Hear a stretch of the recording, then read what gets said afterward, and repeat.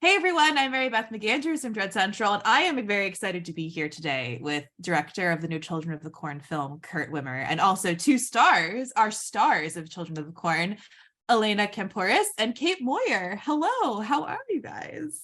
How are you? Absolutely pleased. As I said, horror guru over here. We are in the presence of a horror expert, Mary Beth McAndrews. Oh my goodness.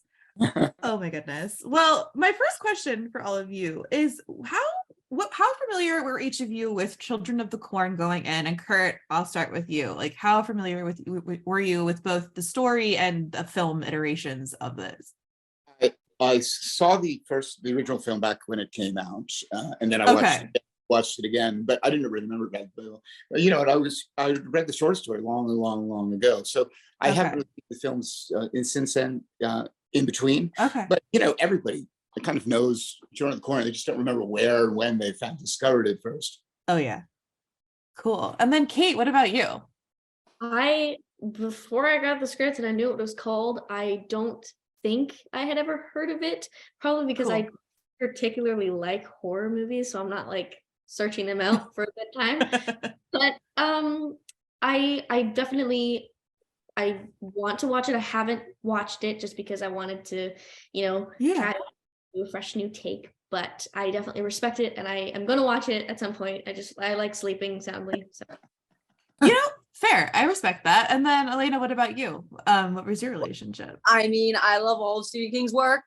I had been familiar when I was real little, and I don't know if that's a good or bad thing. I had seen one or a few of the children. Oh, really? So I knew snippets, but it was foggy. But either way, I knew title came in, I was like, oh my God, shut the gate. This is okay, straightforward, old school classic horror. I wanted an opportunity to work on that genre for sure. So no, I didn't revisit it. Kind of had a clean slate going in because this is such a reimagining. It's a fresh take on such a juicy, story that's been told so many different ways. So this one's definitely, I feel like, stands on its own. Oh yeah. Well, and that actually is my question for you, Kurt, is how did you approach this? Knowing that Children of the Corn has been around for a while, it's been made into film adaptations a few times. So how did you kind of approach the subject matter and wanting to give it this new take? The first movie came out in 82 or 84, and the times were different then. And it's a very elastic structure, which is children who want to sort of take back the world because their parents are corrupt. But the reasons that kids may have wanted to take back the world back in 1984 are different than they are today. And I think it's actually more relevant today than it was at the time, because there's, I look around, a lot of kids, my own kids are really finding their voice politically and speaking out, although they don't have a lot of transcendent political power because nobody allows them to, and they're not allowed to vote, et cetera, yet they are the ones that are going to have to live in this future. And I was like, well, wow, I mean, that's just perfect. It fits so well into this concept of children, which are children represent the future, and corn represents the earth, and I think that's what kids are most upset about. It's what's happening to their earth, or what will be their earth, what they're going to inherit. And so I'm like, it's just perfect. It writes itself. Cool. And Kate, you specifically, you as Eden is terrifying. It was very scary, and to put it very basically, but I wanted to know what it was like for you to play this role, especially as someone who doesn't like horror movies, but you really embodied the quintessential creepy horror kid so well. Congratulations. So how was that for you to get into that headspace of Eden? That it was scary. I've done my job then. Anyways, really even before Kurt, Elena, and I, we were all developing our characters. Really, we would go on Zoom calls, and we would just go through scenes and try and figure out how the dynamics would work. And I feel like that really helped. Also, COVID kind of heightened emotions, so that I was able to take my anger out as Eden, sort of. Interesting. I'm sorry to interrupt you, but they were quarantined, so we had to do Zooms every day to rehearse because we couldn't rehearse. Oh, okay. Oh God. Yeah. Interesting. Yeah. What was that like developing? Oh yeah. Sorry. I'm so sorry. I didn't mean to cut you off. No, it was all good. It was really fun because we were able to bring parts of ourselves to these characters. So it felt more believable, or it wasn't you're reading lines and it's just you're just saying the lines. It was more you're feeling what you're saying. You're thinking these things before you actually say them. Yeah. And then Elena, what about you? I mean, your character is kind of like Eden. Obviously, all these characters are new, but you know, Eden, her figure is in kind of the original films, but your character is a little bit more new. What was it like kind of creating this new character to exist within the Children of the Corn kind of world? Well, that's an honor in and of itself. And it's a lot of fun, especially because you have Kate taking on this role, right? So they both end up manifesting their own type of, leaders, and they're opposites, but in a sense they are similar in the fact that leaders and, they both are against, the adults poisoning their world and putting all this like engineered poison into the soil. So it's fun to develop her character and the ride that she goes on in such a short span of time and what she's put through. Yeah. A lot of good intentions, this Pandora's box that kind of explodes in her face. It's a whirlwind, and it's a total a roller coaster ride. Even before everything hits the fan, there's such a constant psychological mind game going on between Eden and Bo that was really fun to just play with and tweak from Kurt's direction. And that's what we were also working on when we did all those Zooms in quarantine, which kept us busy from going crazy just within four walls. And we were neighbors, by the way, so we didn't even meet each other. We virtually met, and we were literally separated by a wall. Weird. Quarantine 1 room away. 14 days. Wow, that's wild. But Kurt, so I have a question for you, because you've adapted several well-known films into more contemporary modern adaptations. So what is that like for you? Do you like doing this? You've done the Total Recall, you've done Point Break, and then this. What? Thomas Crown Affair. Yeah, no, I mean, no, I don't. We've gone into this world. I mean, I make other movies too. I don't just do that, but we've gone in this world though where everything is a remake, or everything is based on IP. It's based on Pixar. It's Star Wars, or it's Marvel, or it's DC, and Hollywood won't make films that do not have an IP in it. People will not invest in them. So you find yourself forced to do these things.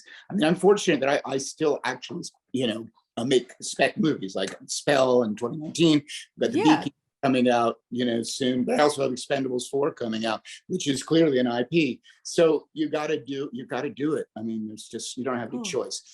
So that's really the answer. Is that what I came out to Hollywood to do, is to sort of recapitulate other people's stories and ideas? No, not really. But, if you're going to survive, you have to do it at some point. Yeah, for sure. Well, and then Kate, for you, and going back talking about Eden, was there a particular scene or a moment that you were super scared or kind of nervous to tackle as her character? There's a large monologue that Eden has where she's basically telling all the kids, we need to rise up and we need to take control. And this scene I was really nervous for because, COVID restrictions, a lot of things had to change because we had a lot of people inside. And so some of the dialogue had to change. And that morning, a lot of the lines changed after I'd prepared the ones before. So I was a little stressed out because I wanted to make sure that it was perfect and it felt the most the best that it could be. And I remember I was just stressing out about it had to be perfect in my opinion. It had to be super impactful, and it had to have its moment. So that scene I was probably most scared of, not some gory scene. That makes a lot of sense.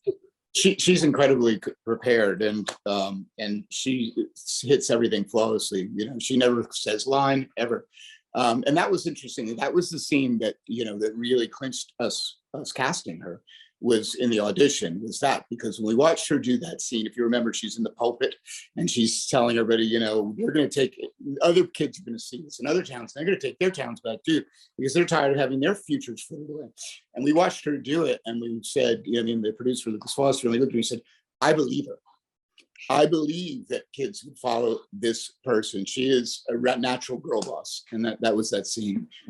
So that's ironic, Kate. That was the scene that, you probably would have got the job anyway, but that got you the job. Amazing. And then Elena, I actually have a similar question for you. Was there a particular moment or scene that kind of was either more challenging for you or freaked you out in general just to tackle? I mean, running through that corn, left, right, and center. Like that was, we were doing a lot of night shoots. I was soaking wet. And during the day it'd be really hot in Australia, but then at night it just was ruthless. But I love it. It was such a dream and a bucket list moment to be able to be shooting in Australia. It's something I'd always want to do, and to be doing a movie, my first horror film where I got to let my scream rip. Like that was a goal. So no, every day like presented itself with its own challenges, but every day was fulfilling and exciting and fun in so many labs. Like again, I'm repeating myself here, but I don't feel like people understand what a massive miracle getting this movie done was at the time that we did it. Height of COVID. I mean, the height. Yeah. April 2020, nothing was going on. Everything was unknown. These protocols, we were testing them out because no one had ever done them before. Yeah. Established them, we set the precedent, and so a lot of stuff we did then isn't even done now on set. So people feel like it was so long ago, and COVID's relaxed since then. We were always 6 feet apart. There was no hugging. My hugger, Right. and we were. I'm not sure she knows that we were the only film shooting on Earth. Is that okay? I was going to ask, like, were you one of the only films shooting in April of 2020? We were not Yeah. one of the only. We were the only film Only shooting one. on Earth in April and May of 2020. Every other movie on Earth shut down, and we started the first week of April. And that's really thanks a lot. Again, a big shout out to our producer, Lucas Foster, who said, you know what? We've come this far. We are not turning back. And we went day by day. Each day we didn't know whether we were going to be continuing to shoot or not. No one got sick on our production, and we invented a lot of the protocols, that our safety officer, John Heaney, and my first AD, Sean Harner, and Lucas helped put together. We invented them on that movie, and we was all kids. Holy cow. We got sick, but literally every day we would, I would say, "Are we shooting? Are we going, or are we going home?" And that was probably the most stressful thing about this shoot. Actually, was not knowing if we were going to be shooting each and every day. Lucas started us out saying we're only going to do 2 weeks and we'll do the rest in Canada, like when COVID's done. And we're like, well, when, like, how if it's done. And kids are all going to hit puberty by then. Yeah, that's right. The kids would have been 7 inches taller, and it's So that was definitely, I'd say, the most challenging, was just the not knowing and the kind of like perseverance, like we need to finish this movie. And then sure enough, we find ourselves on the last day, like, how did we get here? And nobody got COVID, even though there were some scares, and we'd have to shut down for a day or two because the tests were not quick. They were not the rapid. They didn't have them yet. Yeah, so we didn't have any of that stuff yet. Oh my God. And do a movie on that whole thing alone. Like how Elena, I remember you saying to me, Kurt, we've got to finish this movie. We've got to finish. I said, don't worry, we're going to finish this movie.